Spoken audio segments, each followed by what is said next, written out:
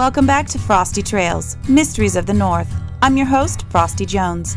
In our last episode, we ventured into the dark heart of Satan's Alley, uncovering the chilling depths of Dirty's manipulative empire.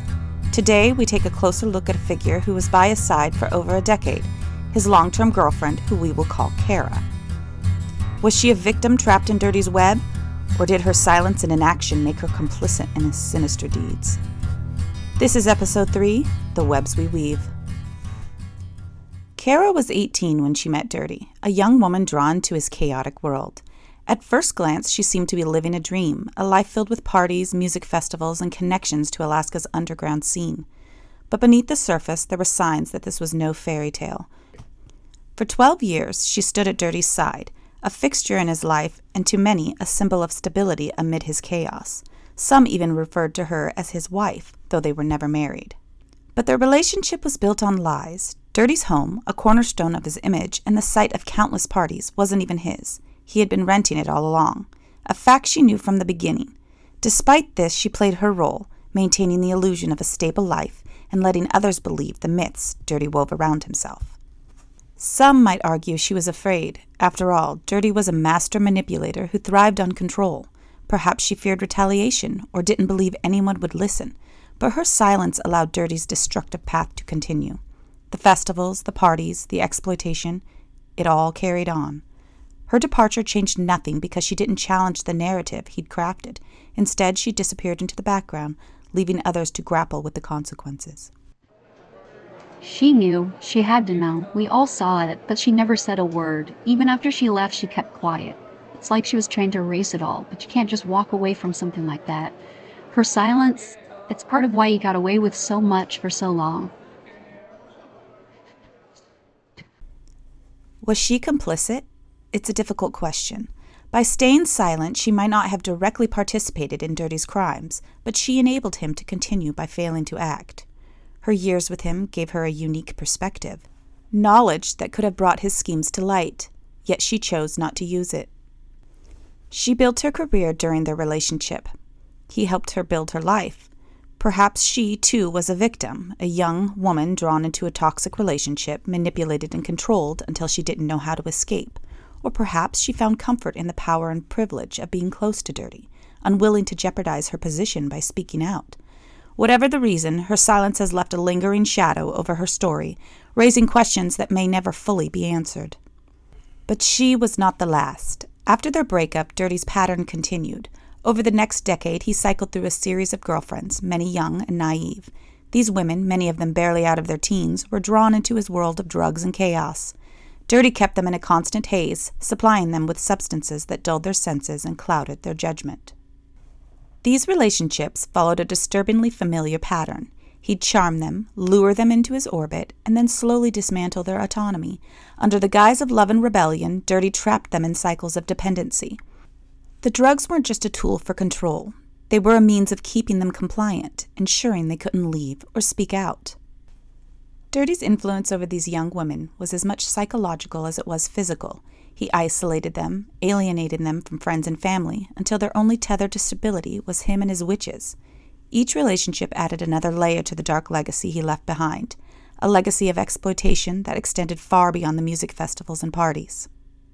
As Dirty's behavior escalated, so did the abuse. Reports from these women paint a horrifying picture of life under his control.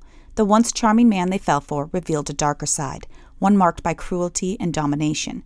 He isolated them from their families and friends, stripping away their support systems until they were entirely dependent on him. The psychological toll was profound. Many of these women developed severe mental health issues, including PTSD, anxiety, and even a fear to leave their home. Issues that stayed with them even after they got away from him. They lived in a state of constant fear, unsure of when Dirty's mood might shift from charming to violent. Some described waking up to find he had put out cigarettes on their unconscious bodies, a chilling way for him to mark his territory and assert his control. He often lashed out physically, leaving his girlfriends battered and bruised. Survivors have recounted brutal beatings, accompanied by verbal abuse so cutting it left emotional scars deeper than the physical ones. He would degrade them, stripping away their self-worth with words designed to humiliate and control. When they were unconscious, whether from substances or sheer exhaustion, he took abuse to an even darker level. violating their trust and bodies. There are chilling accounts of Dirty not only taking advantage of their unconscious state, but also willing to let others do the same, further compounding the trauma these women endured. As Dirty's abusive behavior escalated, one question began to haunt those who observed the chaos. Was he acting alone, or did he have accomplices? Some survivors have hinted at the presence of others who participated in the horrors he orchestrated.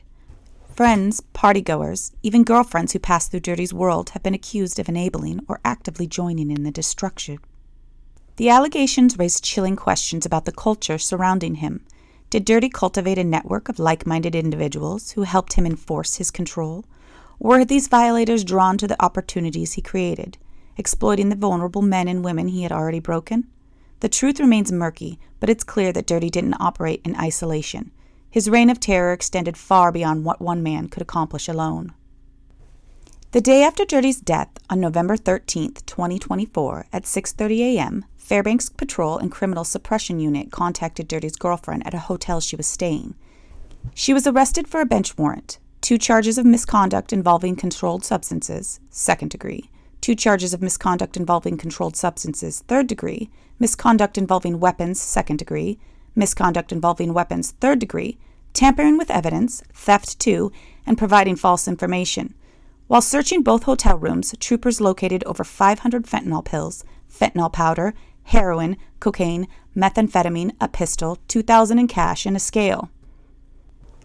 These charges paint a picture of someone deeply entrenched in criminal activity, either as a direct participant or someone attempting to cover up for others.